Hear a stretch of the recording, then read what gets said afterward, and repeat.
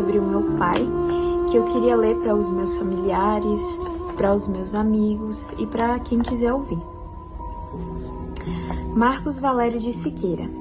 Muito além de um homem bom, ele foi um homem correto, brincalhão, trabalhador, empático e generoso. O meu pai foi um marido excelente para minha mãe e o melhor pai que eu poderia ter. Ele sempre batalhou para melhorar de vida com a minha mãe e eles conseguiram juntos sair da pobreza. E não só isso, o meu pai sempre se preocupou em ensinar valores para mim e para o meu irmão. E ele fez isso muito bem. Ele amava de verdade ajudar as pessoas, fazer os outros rir e dava o seu melhor em tudo que estava proposto a fazer. Não importa quem seja, quem conheceu meu pai sempre tem lembranças boas da pessoa que ele foi. Ele estudava a Bíblia sempre, as publicações e morreu fazendo o que ele acreditava, na fé que ele tinha. Ele batalhou para não apenas dar o sustento para sua família, mas para ser mais do que presente como pai, marido e posteriormente ancião da congregação das Testemunhas de Jeová, na qual fazíamos parte. Ele ajudou todos que pôde, como ancião. Eu lembro das noites que ele chegava em casa tarde, após as reuniões com os anciãos, e ele não falava de nenhum problema pessoal de ninguém da congregação, nem mesmo para sua família. Eu era muito próxima do meu pai. Ele era realmente a rocha da nossa família. O meu pai era ativo, ele gostava de brincar comigo e com meu irmão, de quem alcançava o outro para jogar uma casca de banana, toda vez que ele comia essa fruta. Mas ele precisou parar de ser tão ativo após o primeiro infarto. O primeiro infarto do meu pai foi um choque para nossa família. A minha mãe foi muito forte nesse momento e não deixou isso derrubar ela. Nem transpareceu muita preocupação para não abalar a mim e ao meu irmão, que éramos menores de idade na época. Ela o ajudou a procurar todo o tratamento necessário. O meu pai procurou diversos médicos. A grande maioria afirmava que ele precisava fazer uma cirurgia de peito aberto e tinha grandes chances de sobreviver, porque era o primeiro infarto dele. Os médicos disseram que seria necessário utilizar transfusão de sangue para a recuperação após a cirurgia. Mas por conta do que o meu pai acreditava, ele defendeu com unhas e dentes que não faria uso do sangue, que não aceitaria transfusões, mesmo isso significando o fim da sua vida. O médico, então, sugeriu que o meu pai fizesse uso da transfusão própria, transfusão autóloga. Ele armazenaria o próprio sangue para utilizar na recuperação depois da cirurgia. Mas, como ele utilizaria o próprio sangue, essa seria a melhor alternativa para o meu pai, e ele tinha altíssimas chances de sucesso na cirurgia. Porém, o meu pai era um homem que seguia fielmente o que ele acreditava que agradava a Deus. Depois de estudar sobre o assunto nas publicações da Torre de Vigia, o meu pai viu que as transfusões, mesmo as usando o sangue próprio, depois que saem do corpo e são armazenadas, isso significava desobedecer à ordem de Deus, de acordo com o que ele acreditava na época. Os médicos alertaram muito meu pai que a cirurgia dele deveria ser feita logo, para que ele vivesse. Que se ele esperasse o segundo infarto, ele provavelmente não aguentaria. Mas o meu pai estava certo que a sua decisão era correta, e ele tinha convicção baseada no que ele achava que a Bíblia dizia.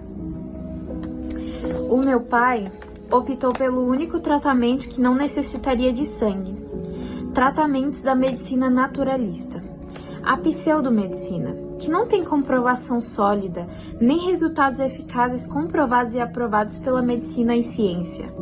O meu pai gastou muito dinheiro nesses tratamentos e nada dava resultado. Os primeiros médicos estavam certos, mas o meu pai não conseguia admitir.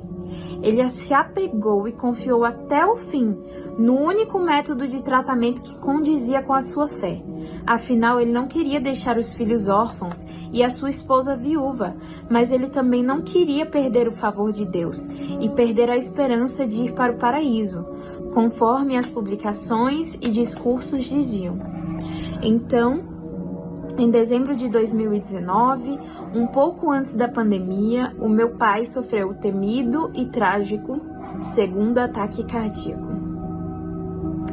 Uma cirurgia de emergência foi feita porque não havia outra opção. Meu pai tinha que fazer a cirurgia. Porém, o meu pai não resistiu. Eu e a minha família, nós nos vimos sem a nossa base, o nosso pai, o cabeça da nossa família. A minha mãe, apesar de estar profundamente depressiva, trabalhou duro para conseguir o sustento da família, para pagar as dívidas e para manter o que o meu pai e ela construíram juntos. Eu mergulhei mais ainda em servir a organização, a servir a Jeová, e eu assinei de pioneira, mais para me distrair dos meus sentimentos de profunda tristeza. Eu tentava o meu máximo para incentivar minha família a continuarem firmes, mas apesar dos meus esforços, o meu irmão acabou se afastando de nós. A cada dia que passava depois da morte do meu pai, as coisas pioraram. O meu irmão ficou cada vez menos cooperativo com ajudar a mim e a minha mãe em coisas básicas e até mesmo em zelar de si próprio, apesar de ter energia para fazer outras coisas. Mas eu não julgo o meu irmão, afinal ele também estava passando pelo luto. A minha mãe estava cada vez mais estressada e ansiosa, sem paciência, e as brigas em casa se tornaram cada vez mais frequentes, diariamente. Era todo o dia mesmo. Eu me via em uma saia justa, porque eu queria entender o lado do meu irmão, mas eu também queria entender a minha mãe, e que ela estava sofrendo com isso tanto ou mais ainda do que eu e o meu irmão. A nossa casa passou de um lar amoroso, descontraído e divertido para um local estranho, cheio de brigas e cheio de sentimentos ruins. E isso não foi à toa, porque nós havíamos perdido uma das pessoas mais importantes para nós. A história é bem pior. O que nós sentimos foi bem pior do que eu posso escrever em qualquer carta, por mais longa que seja. Mas o fato é, em março de 2026, o corpo governante, em seu boletim, forneceu um esclarecimento, que nada mais é do que uma mudança que, se tivesse sido feita antes, o meu pai teria uma chance de sobreviver. Ele poderia estar conosco hoje. Autotransfusões agora são questão de consciência. Antes, a regra era clara para todos, incluindo meu pai. Transfusões de sangue de terceiros, ou usando seu próprio sangue, eram desobedecer à lei de Jeová sobre abster-se de sangue. Estudar sobre isso nas publicações foi o que fez o meu pai recusar a cirurgia no primeiro infarto que ele teve. Que faria, se ele fizesse a cirurgia, ele estaria conosco hoje, provavelmente. Mas a regra agora mudou. Agora é questão de consciência. Porém, em Números 23:19, mostra que Jeová não muda. Então, por que essa lei mudou? Isso não foi um esclarecimento. Não foi a luz de Jeová clareando mais e mais. Isso foi uma mudança completa.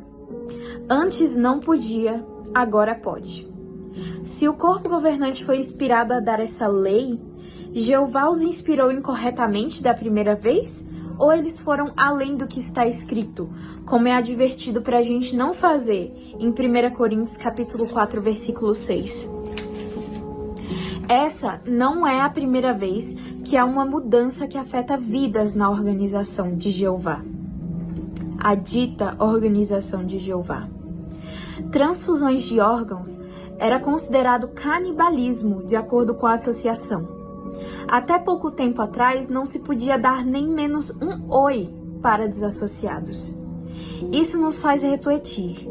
Será que o que seguimos a nossa vida inteira e atualmente acreditamos ser a verdade sobre, por exemplo, não aceitar transfusões de sangue, tratar como morto qualquer amigo ou até mesmo familiar que saia da organização, entre várias outras regras.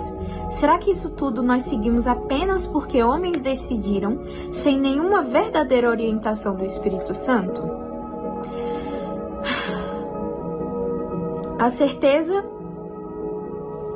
que nós temos é que essas regras que nos são impostas como sendo de Jeová serão mudadas em um piscar de olhos, e nós seguiremos elas sem questionar, mesmo sabendo que não é assim que Deus age. De acordo com a Bíblia, Jeová não age desse modo. Eu convido vocês a ler Efésios 4:14 e Jeremias capítulo 17, versículo 5 e refletir sobre seguir o que homens falam cegamente. Infelizmente, eu tive a resposta dessas questões que eu acabei de fazer tarde demais, quando meu pai já havia falecido. Eu não tenho certeza se o meu pai sobreviveria se ele tivesse feito a cirurgia na primeira vez e recebido as transfusões do próprio sangue. Mas de uma coisa eu tenho certeza: mesmo se ele tivesse 1% de chance de sobreviver à primeira cirurgia, ele merecia a chance de escolher o que fazer para salvar a própria vida e estar comigo e a minha família hoje em dia, sem achar que estava pecando contra o próprio Deus e sem achar que ele perderia a vida eterna por causa de uma lei inventada por homens que acabou de mudar. Quantas outras vidas foram perdidas por causa disso?